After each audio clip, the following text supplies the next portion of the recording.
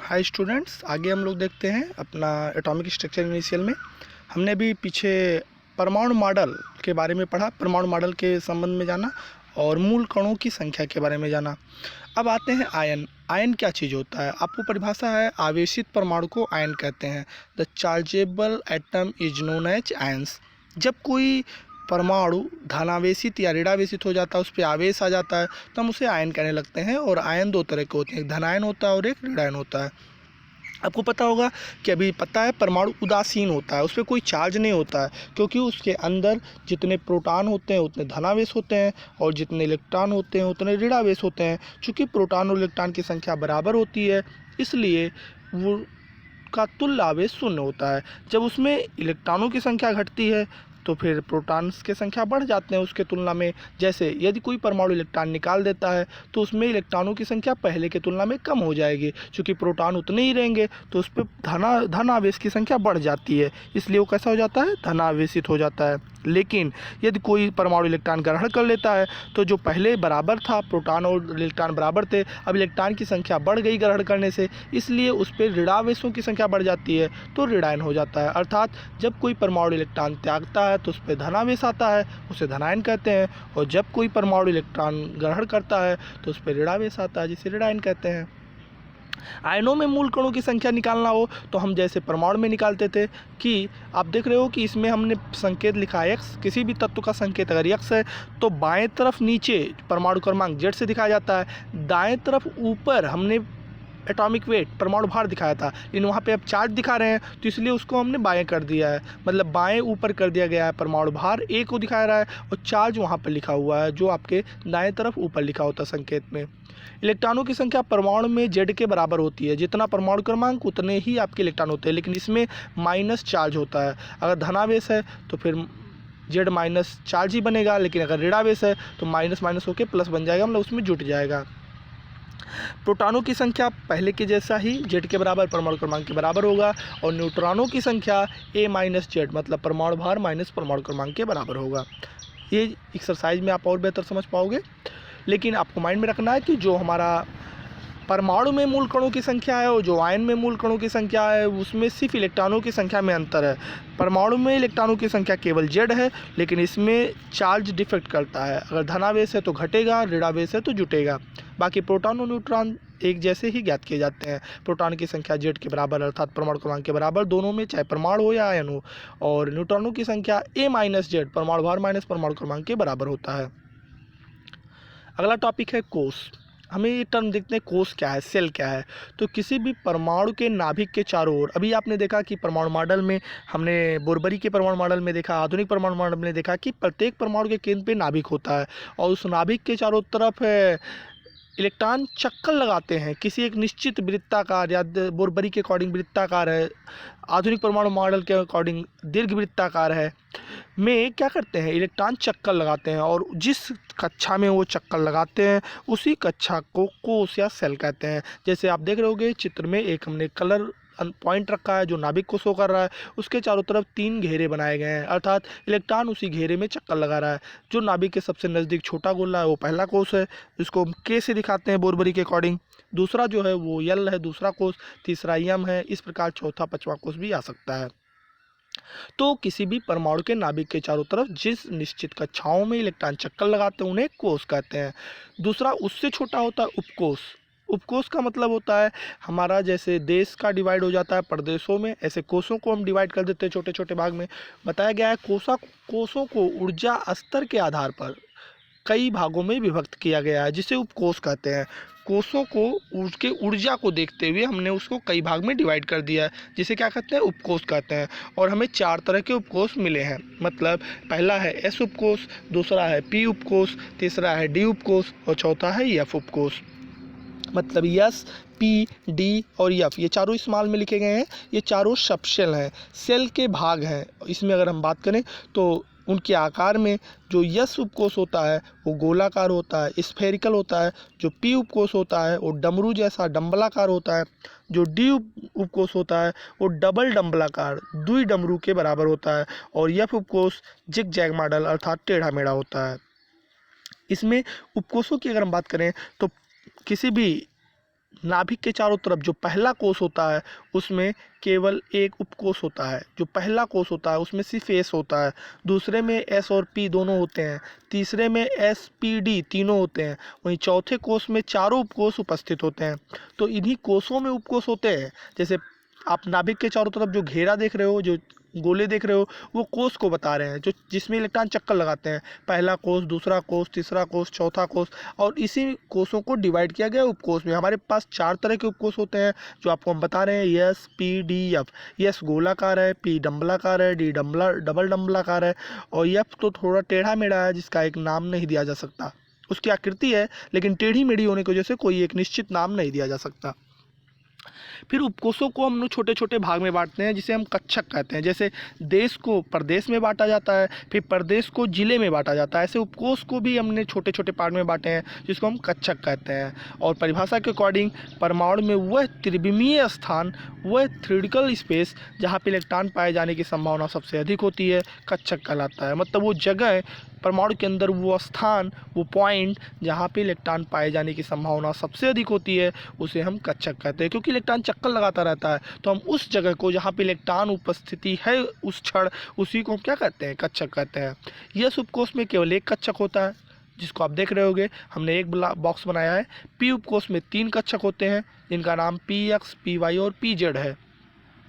जबकि डी उपकोष में 5 कक्षक होते हैं जिनका नाम D X Y, D Y Z, D Z X, D X square minus Y square और डी जेड स्क्वायर होता है।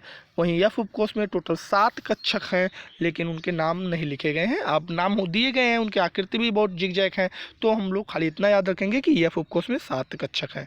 तो कक्षक को अगर हम देखें तो यस में 1, पी में 3, डी में 5 और एफ में 7 है। यस के आकार की बात किया जाए तो यस कैसा होता है, गोलाकार होता है, इसलिए यस का कक्षक भी कैसा होगा, गोला जैसा होगा। और वो आपको एक्स वाई जेड एक्सिस पे दिखाया गया है। गोला केंद्र उसका मूल बिंदु है और एक गोला बना हुआ है। पी डम्बलाकार होता है, डमरू के आकार का होता है। क्योंकि पी के 3 कक्षक है, P X, P Y, P Z. तो हम पी एक्स कौन वाले कक्षक को बोलते हैं, जो एक्स अक्ष पे डम्बल होता है उसको पी एक्स बोलते हैं, जो वाई अक्ष पे डम्बल होता है तो पी वाई बोलते हैं, और जेड अक्ष पे डम्बल होता है तो हम पी जेड बोलते हैं। वहीं पे डी कक्षक अगर बात करें तो डी के कक्षक जो होते हैं वो 5 कक्षक होते हैं, D X Y, D Y Z, D Z X, D X square minus Y square और डी जेड स्क्वायर, इनके 5 के नाम हैं। इसमें हमने पता किया है, इससे पहले जानकारी हुई है कि डी उपकोष का जो आकार है वो डबल डम्बल है, 2 डमरू के आकार का है। तो आप देख सकते हो डी एक्स वाई बनाते समय हम उन खानों को छोड़ देते हैं जो एक्स और वाई अक्ष से घिरा होता है। आप देखोगे वो ब्लॉक छुटा हुआ है, उसमें डम्बल नहीं है, जो एक्स और वाई से घिरा हुआ है। वहीं पे डी वाई जेड बनाते समय हम उन ब्लॉक को छोड़ते हैं, उन हिस्सों को छोड़ देते हैं, उसमें डंबल नहीं बनाते जो वाई और जेड से घिरा हुआ है। और वहीं पर हम डी जेड एक्स बनाते समय उस भाग को छोड़ते हैं, उस ब्लॉक को छोड़ते हैं जिसमें एक्स और जेड अक्ष से घिरा हुआ है। पर चौथे नंबर पे D X square minus Y square होता है। इसमें दोनों डंबल एक एक्स एक्सिस पे होता है और एक वाई एक्सिस पे होता है। जबकि लास्ट डी जेड स्क्वायर होता है, इसमें 2 डंबल आप देख सकते हो, एक डंबल जेड एक्सिस पे होता है जैसे कि है, और दूसरा डंबल उसे चारों तरफ से घेरा होता है, उसको लपेटा होता है। तो इस तरह उसमें भी 2 डंबल होते हैं। और एफ उपकोष के कक्षक की बात की जाए तो इसमें टोटल 7 कक्षक होते हैं। इनके भी नाम हैं लेकिन वो लिखित नहीं है, यहाँ पे लिखा नहीं गया है, और इनके आकार तो जिगजैग होने की वजह से कुछ कहा नहीं जा सकता। अगला टॉपिक आता है इलेक्ट्रॉनिक विन्यास। आपके केमिस्ट्री का सबसे अहम पॉइंट होता है इलेक्ट्रॉनिक विन्यास। जिस स्टूडेंट को इलेक्ट्रॉनिक विन्यास पे पकड़ नहीं होती है वो केमिस्ट्री में कई जगहों पे अपने कॉन्सेप्ट को क्लियर नहीं कर सकता। तो इलेक्ट्रॉनिक विन्यास वास्तव में होता क्या है, हम आपको बता दें कि अभी हमने देखा कि प्रत्येक पदार्थ का सबसे छोटा कण होता है परमाणु। परमाणु छोटे छोटे मूल कणों से मिलकर बना होता है, इलेक्ट्रॉन, प्रोटॉन, न्यूट्रॉन जिसमें प्रमुख हैं। और उसके बाद हम ये देख रहे हैं कि इनके आधार पर मॉडल प्रस्तुत किया गया है, और जो हमारा फाइनल मॉडल आया ये देखा गया कि उसमें हमारा प्रोटॉन और न्यूट्रॉन परमाणु के केंद्र पर नाभिक में उपस्थित हैं, जो एक दूसरे से नाभिकीय बल द्वारा बंधे हैं, और इलेक्ट्रॉन इनके चारों तरफ एक निश्चित कक्षाओं में चक्कर लगा रहे हैं। लेकिन किसी भी तत्व या परमाणु के जो इलेक्ट्रॉनों की वितरण है, जो उनके कोषों में इलेक्ट्रॉनों की उपस्थिति है, उसको संख्या में लिखना इलेक्ट्रॉनिक विन्यास कहलाता है। जैसे किसी भी परमाणु लिखा गया है, किसी भी परमाणु के कोषों में उपस्थित इलेक्ट्रॉनों की संख्या द्वारा निरूपित करना, किसी भी परमाणु के कोषों में उपस्थित इलेक्ट्रॉनों को संख्या द्वारा निरूपित करना इलेक्ट्रॉनिक विन्यास कहलाता है। हमने एक एग्जाम्पल दिखाया, जैसे सोडियम परमाणु को अगर ध्यान से देखा जाए, हम इसके स्ट्रक्चर की अध्ययन करें तो इसके नाभिक के चारों तरफ 3 कोष आपको दिखाई देंगे, जिसके पहले कोष में 2 इलेक्ट्रॉन चक्कर लगा रहे हैं, दूसरे कोष में 8 लगा रहे हैं और तीसरे में 1 लगा रहे हैं। तो ये सोडियम परमाणु है। लेकिन अगर हम कहीं पर 2, 8, 1 लिख दें तो ये सोडियम के इलेक्ट्रॉनों के वितरण को बता रहा है कि पहले में 2, दूसरे में 8, तीसरे में 1, और यह सोडियम का इलेक्ट्रॉनिक विन्यास होगा।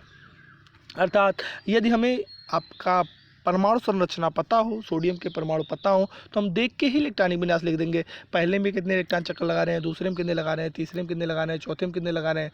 या हमें अगर इलेक्ट्रॉनिक विन्यास पता हो तो हम परमाणु की संरचना भी बना सकते हैं।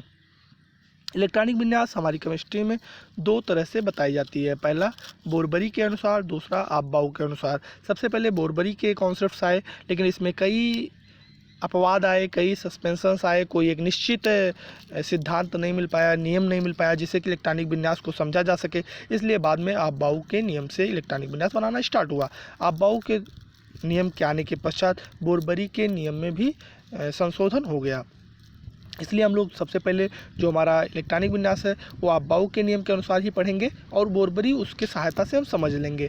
लेकिन आप माइंड में रखना कि बोरबरी एक साइंटिस्ट थे, उनका दिया गया नियम बोरबरी का नियम कहलाता है। जैसे उन्होंने बताया कि परमाणु के केंद्र पर नाभिक होता है, उसके चारों तरफ इलेक्ट्रॉन एक वृत्ताकार, निश्चित वृत्ताकार कक्षाओं में चक्कर लगाते हैं, उनमें अधिकतम इलेक्ट्रॉनों की संख्या 2n² होती है, चक्कर लगाते हुए इलेक्ट्रॉन का कोणीय संवेग h/2π होता है। तो ये सब बोरबरी के नियम्स रहे। लेकिन आपबाउ एक लैटिन शब्द है, ये कोई साइंटिस्ट का नाम नहीं है, और आपबाउ का शाब्दिक अर्थ होता है रचना करना, कंस्ट्रक्शन। मतलब उसके बनावट के आधार पर, रचना के अनुसार जो नियम मिला, जो उसके स्पेक्ट्रम के अध्ययन करने के पश्चात जो नियम बनाया गया, उसको आपबाउ का नियम कहते हैं। तो यहाँ पे आप कंफ्यूज मत होना, आपबाउ किसी वैज्ञानिक का नाम नहीं बल्कि एक लैटिन शब्द है और जिसका मतलब रचना होता है, कंस्ट्रक्शन होता है।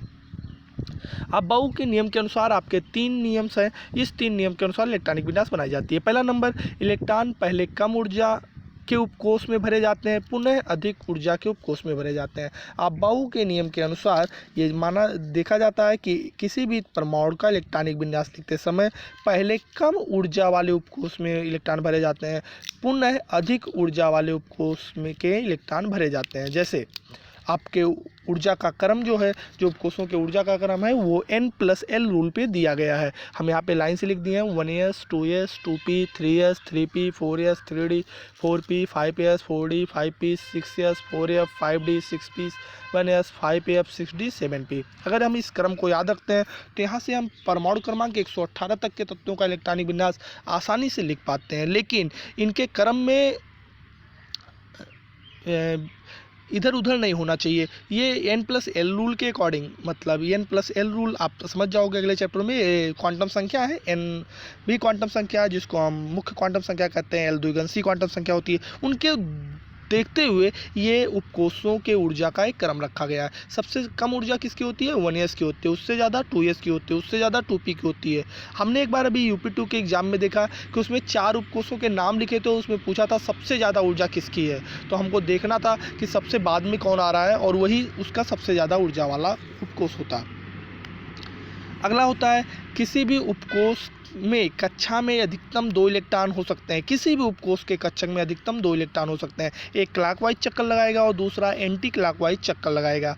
तो इस अनुसार यस में आपने अभी पीछे देखा कि यस में केवल एक बॉक्स था, एक कक्षक थे। हम आपको एक बार फिर दिखा दें, एस में सिर्फ एक कक्षक है और एक कक्षक में कुल कितने इलेक्ट्रॉन हो जाएंगे, 2 इलेक्ट्रॉन हो जाएंगे। आप फिर दोबारा पी में आके देख सकते हो, पी में टोटल 3 कक्षक हैं, PX PY PZ, तो 2 इलेक्ट्रॉन भरेंगे तो पी में कुल कितने इलेक्ट्रॉन हो जाएंगे, 6। इस प्रकार डी में आपके 5 थे तो 5 दूनी 10 और एफ में 7 थे तो 7 दूनी 14। मतलब यस में अधिकतम 2 इलेक्ट्रॉन भर सकते हो, पी में 6, डी में 10 और एफ में 14।